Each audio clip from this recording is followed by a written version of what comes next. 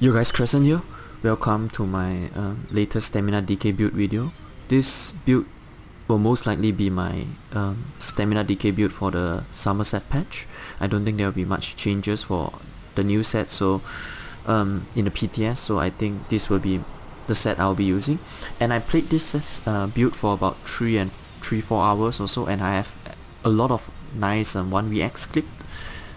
So I just feel like I'm really comfortable with this setup. And I will post the video after I upload this build video, so you can just check out for yourself, see how this build function. I played it solo in a non-CP environment, so it's really tough, but I just feel like this set performed really well. This setup, I mean. Okay, let's hop straight into the sets now. So I will show you the CP setup, what I'll be using first. There are a few changes obviously you can alter, but I'll just let you know. So the monster helm, you can use either Selene or Bloodspawn. Both are really good. Make sure both the monster helm are medium. You can use both impenetrable. I am using one sturdy. The main reason I have this sturdy is because when I play in non-CP environment, this sturdy will help a lot. If you are playing only in CP, just go impenetrable. The body will be using the good old Fury set. So it's a really powerful set, gives you more or less close to 900-1000 weapon damage fully buff in CP campaign. So this set is just really powerful if there are a lot of people hitting on you, if there are a lot of dots on you especially. So yeah, this overall is just a really good set. Make sure you have all stamina enchantment, and every single trait will be impenetrable. And on the sword and board, we'll be using, this is the set that I recently am just really interested in using. I finally bought it, and you can buy this set. It's really cheap as well, so it's super awesome. So I am using it on the jewelry and on the sword and board.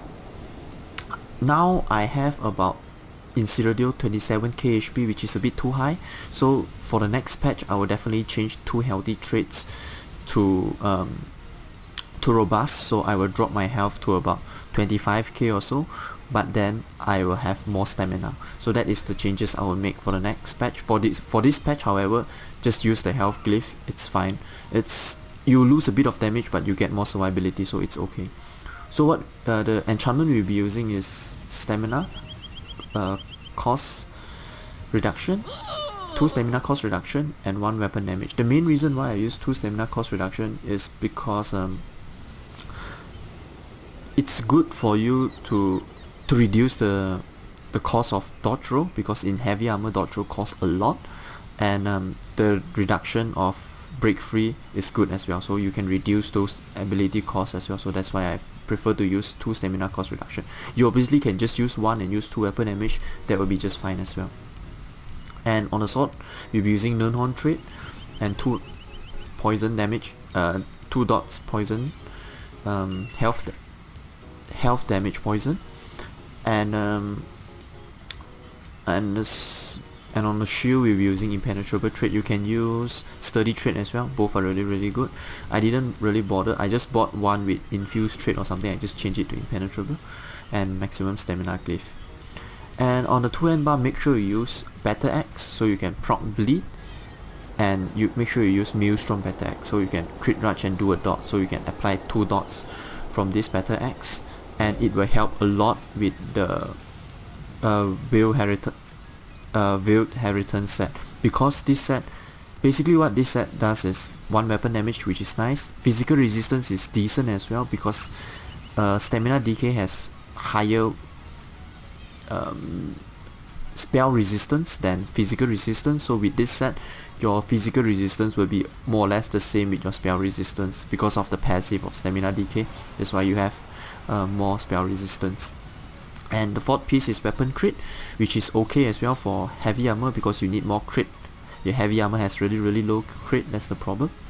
And so what this set does is when you do damage, you have a 10% chance to increase your weapon damage close to 400 for 5 seconds. It doesn't have a cooldown, so every time it can proc every second. So that's why this set is really nice with dots. So you have a lot of dots. You have your crit charge dot, you have your bleed dot, you have your DK skill dot, your dots and your poison dots as well, so your dots will help to proc this like permanently.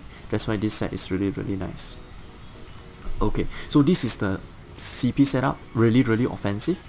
If you want to make it defensive, it's really straightforward. Just change the monster helm to blood spawn, then you have a more defensive setup. And for non-CP, what I would use is Fury is terrible in non-CP because people crit a lot less. You don't receive so much crit damage in non-CP, so I wouldn't use Fury at all. I'll use 7 Legion instead. So it's more or less another set like Fury. When you take damage, you have a chance to gain 480 weapon damage, really nice. But the interesting point is it has a cooldown of 2 seconds, internal cooldown of 2 seconds. So you won't get so much healing, but the healing done is really nice in a non-CP campaign. So I highly recommend you to use 7 Legion instead of Fury in non-CP. I know the health recovery is really shitty, it's just not good at all, the third item bonus, but you can bear with it, it's okay. However, if you want to make this build even more defensive in non-CP, there are a few options. You can use the brass set, fortified brass set. So you can just go for medium armor and then you use 45 brass. That would be nice as well. Or you could use 7 Legion. No, you could take away 7 Legion. So what you use is you use the whale Heritance set on the body, 5 piece on the body, body, legs, feet, belt and gloves. So basically you use that, and then you use this will be your offensive set, and your defensive set will be your werewolf hide set. So you use werewolf hide on the jewelry, you slot all this jewelry here, and then you slot it on a sword and board, and then you can change your monster helm Celine to blood spawn if you want to be even more defensive. So that is what I would change for this set. So the core set that we'll be using is just this build Heritance set. So this is for this patch at least, and the next patch will be my favorite item set. Okay, let me show you the tooltip of this build. My stat sheet and everything. So let me try to proc. Okay, it procced already. So it will go up to 3.8k, but obviously the 3.8k is without Fury proc or without any 7 Legion proc. The 3.8k. I'll just buff up really quickly. So with Fury procced, your weapon damage will go up to 4.8k. Obviously with weapon enchantment glyph as well on your front bar, if you proc that as well, it will go up to 4.8k. That is your maximum damage for Fury. For 7 Legion on the other hand, it will go up to about 4.4k. You can see later in the gameplay video, you can see about 4.4k weapon damage, and that is the maximum for 7 Legion. So both are really extremely powerful. Your crit is really decent as well. So if I use a crit potion, you can see our crit is 42%. Without crit potion is 32%. We are a heavy armor build. So much crit for a heavy armor build. That is just insane. The maximum stamina is a bit low because we are using the we have too much health, about 27k, but you can reduce the health later in Summerset, so you can make your health about 25k and then you increase your maximum stamina. So yeah, the recovery is decent as well. Overall, the set is just, this build has just really solid stats. Your physical resistance is 26k. If I show you, that is about 40% reduction and 39% reduction for spell reduction and 40% physical reduction. Really powerful. Our crit resistance is a bit low now because I have some sturdy pieces, so I should really change them to more impenetrable, but yeah, I'll do it soon. Alright, so you want just 2k crit resistance. Right, that is the for the tooltip. And for the potions and poisons, it's really more or less the same. The food buff we'll be using is Dubious Cameron Throne. You can use dual stat food as well, or tri-stat food. Both are equally good. it really depends. I just like a little bit of stamina recovery for this build. Because I'm a red guard, so I get bonus stamina recovery. The poison we'll be using is the double dot poison, only on the sword and board bar. And the potions you can use are detect potions, are really good. For pesky night blades, I wouldn't use tri-stat potion at all. I would use immune to knockback, expedition, speed, and stamina potion. This is my main potion. My second main potion is immune to knockback, crit, and stamina. And I have invincible potion with major expeditions, run away from zergs, lingering health when I'm fighting multiple targets that has a lot of dot damage. Lingering health potion is extremely powerful. So these are the potions that I would use. And the Mundus stone we'll be using is the warrior Mundus stone. You don't have to be a werewolf, it doesn't really matter. Just make sure you're not a vampire, because the extra flame damage is just too much for this build to handle, in my opinion. So just don't go vampire. Make sure you have the warrior's Mundus stone. And yeah, I think this covered it all. Race, obviously you can go red guard, you can go orc. Just go for stamina races. I would suggest orc and red guard. I think these two are the best so far. Orc, red guard, and Argonian if you want to be a little bit more defensive. Argonian DKs are really tanky. Okay, now to the skills. There are small changes, not a lot to the skills, but I'll just let you know what are the changes. So if you are using the normal setup that I mentioned, the Fury plus Whale Heritage setup, you want to use Reverse Slice, you want to use 1 dot, Venomous Claw, your Gap Close, Stampede here, Volatile Armor, your buff, Forward Momentum because we are heavy armor, and your leap, so ultimate. And on the sword and board bar, there are two choices. If you are using Heroic Slash, you want to use Noxious Breath with Heroic Slash. If you are not using Heroic Slash, if you are using Pierce Armor, you want to use Pierce Armor here. And then you want to use Pierce Armor with Venomous Claw. And then you want to use Revert Bash, obviously. This is your major default, your debuff, 39%.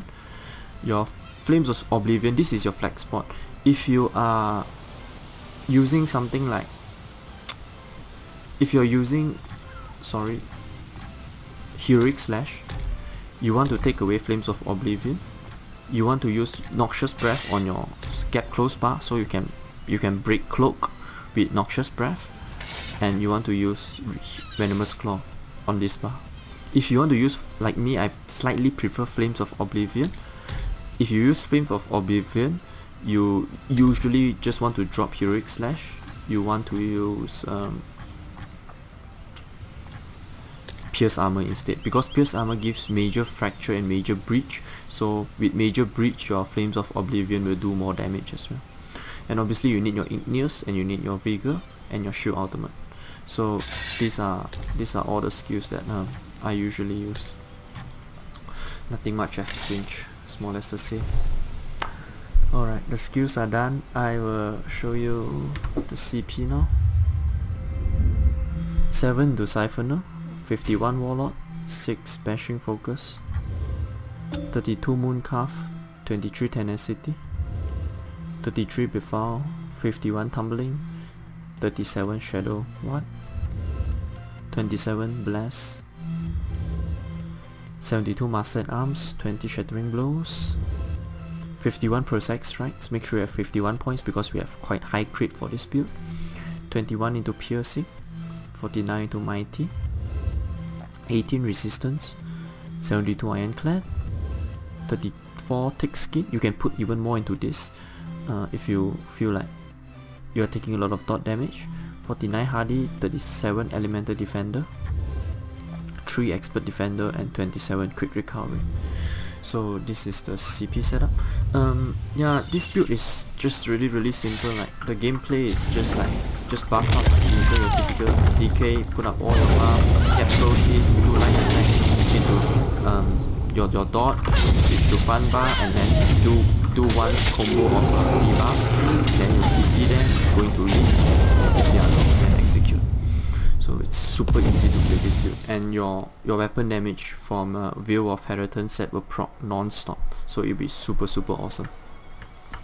Alright, just make sure you check out the gameplay video in a few days. I'll edit the gameplay video and I'll just post it for this build. And make sure you throw this video a like, subscribe to my channel if you want to see more build videos, comedy videos and stuff like that related to ESO, and I'll see you guys in Cyrodiil. Okay, bye bye.